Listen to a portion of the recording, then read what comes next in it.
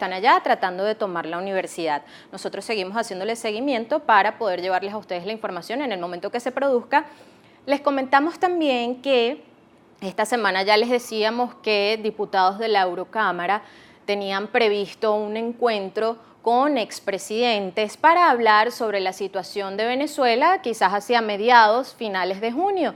Pero finalmente hoy se conoce que este encuentro fue por ahora cancelado.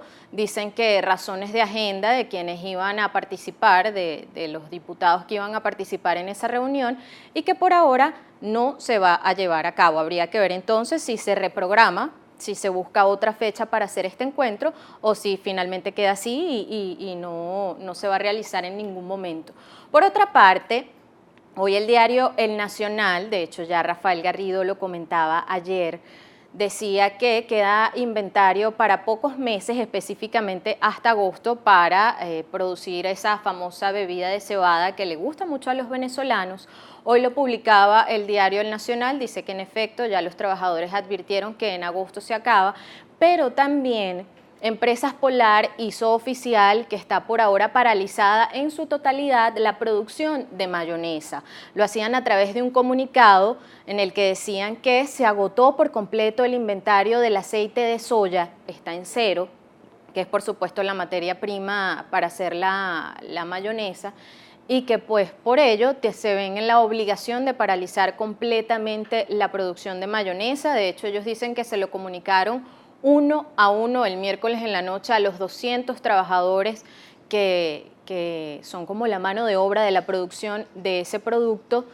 Pedían al Ejecutivo Nacional aprobar las divisas para poder traer la materia prima y volver a reactivar la producción, y decía que se comprometían por lo menos por un tiempo, pero que no sabían cuánto, con los trabajadores para ofrecerles algún tipo de remuneración que pueda, entre tanto, ayudarlos a cumplir con todos los compromisos económicos que tienen cada uno de los trabajadores. Entonces habría que ver si en efecto el Ejecutivo Nacional atiende este llamado, y de ser así, igual la producción no se va a reactivar de la noche a la mañana. Mientras se trae la materia prima, llega acá y se reactiva la producción, pasará un tiempo prudencial. En todo caso, abogamos porque sea en el menor tiempo posible. Otro de los temas que también comentábamos ayer con ustedes en el Pitazo y que ha generado muchísima polémica, lo hablábamos con Rafael y con César, quienes estaban aquí a principios de esta semana, habían sido las declaraciones de Donald Trump, quien había dicho que aspiraba entonces a la presidencia en el año 2016 y se refería de manera despectiva a los mexicanos. Quizás una de las primeras declaraciones o pronunciamientos públicos fue el de la famosa agrupación mexicana MANA, que por supuesto se mostraban en contra de las declaraciones de Donald Trump. De hecho, vamos a leerle parte de las declaraciones que decía o que ofrecía Fer Olvera, que es el líder del grupo, para que no se nos escape cada una de las palabras que ellos decían. Él rezaba: yo desde que me acuerde nunca ha habido un discurso tan violento y tan lleno de odio. Es solo desde los tiempos de las películas de los alemanes y los nazis. Eso es xenofobia, y es xenofobia desmesurada. Decían también que Donald Trump presume que es un hombre rico, y él decía pues que le baje 2 rayitas, como le decimos en Venezuela, bájale 2, porque más rico que tú es el mexicano Carlos Slim.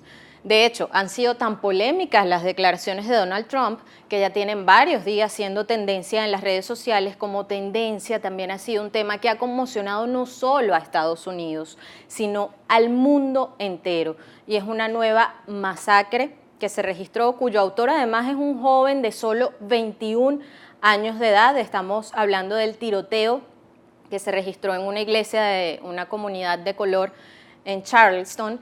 De hecho, este muchacho obviamente ya aceptó que él era eso.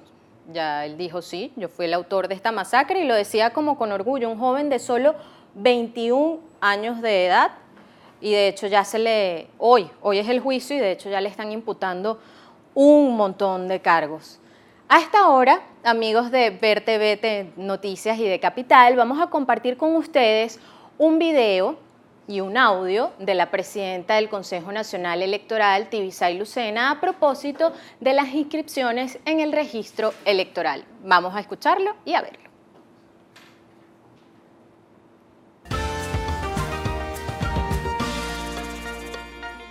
La jornada especial del registro electoral cerrará el próximo 8 de julio, informó la presidenta del Consejo Nacional Electoral, Tibisay Lucena, quien además advirtió que no habrá prórroga. Jonathan Segovia, El Pitazo. En cuanto a este tema hay como confusión. De hecho, así ha sido reseñado a través de distintos medios. Recuerden ustedes que esta misma semana la presidenta del CNE, del Consejo Nacional Electoral, Tibisay Lucena, emprendía una gira nacional que iniciaba en el estado portuguesa y allí ella decía que el registro electoral iba a estar abierto hasta el 8 de julio. En teoría, hasta esa fecha tendrían chance entonces de inscribirse quienes quieran hacerlo.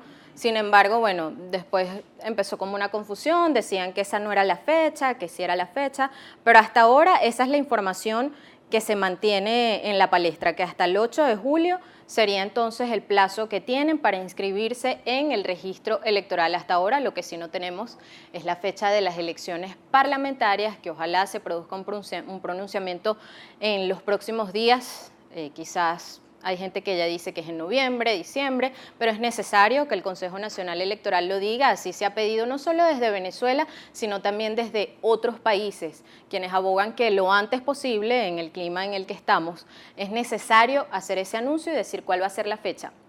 Otro de los problemas que nos aqueja en estos días, y se ha hecho ya bastante recurrente, lamentándolo mucho, es el tema del contrabando de alimentos y del llamado ya bachaqueo.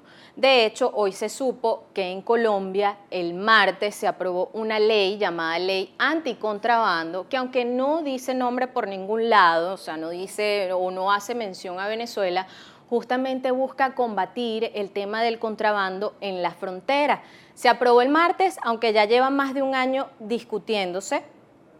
Y bueno, Venezuela podría ser una de las afectadas, o más bien, quizás para combatir este flagelo. De hecho, la ley establece que, dependiendo de los montos de las mercancías que se contrabandeen, las nuevas penas alcanzarían hasta los 16 años de prisión, recordemos que ahorita allá existen penas de 3 y 5 años. Adicionalmente, se tipificaría el contrabando como conducta constitutiva de lavado de activos, al tiempo que se endurece el castigo a los funcionarios públicos que participen o ayuden en este delito, en el que convergen, según el gobierno colombiano, narcotraficantes, guerrilleros y bandas del crimen organizado.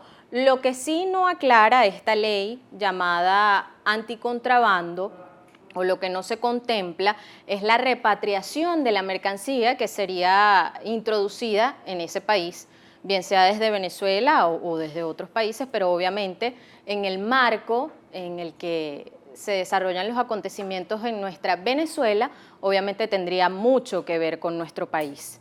Así que bueno, ojalá de alguna manera eso contribuya a reducir o a combatir este flagelo que además de manera directa o indirecta termina influyendo también en nuestra economía. A ustedes les recordamos nuestras redes sociales, @elpitazotv, @vertvnoticias. Recuerden que pueden reclamarles tanto a Rafael Garrido como al señor César Batiz, que hoy nos abandonaron, a través de @RafaGarrido1 y @Cebatiz. Hacemos otro corte en El Pitazo y enseguida estamos de vuelta.